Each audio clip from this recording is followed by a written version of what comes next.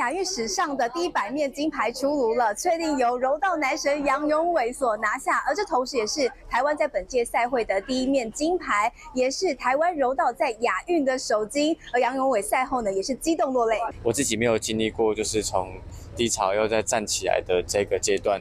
那今天我看到我自己的突破跟成长，想对自己说辛苦了，然后也看到自己不一样的一面。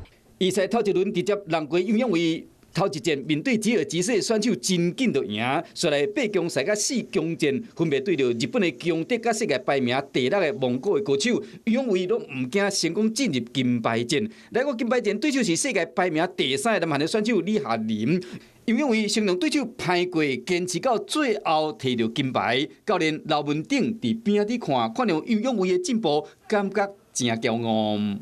我非常的高兴，那个就是很激动啊。从永伟刚开始，我从他带了快7年的时间，那他一直都在进步。因为杨永伟为中华队摕到金牌，开红盘跳树讲出来比赛更较有信心。开幕式的隔天就可以荣获1金1银1铜，我们希望接下来中华队士气大振。杨永伟达成杭州亚运摕金牌的目标。所以会将重点放伫争取奥运的资格。28是26岁生日，这面金牌毋若变成队史第100面的金牌，更加是杨永伟上赞的生日礼物。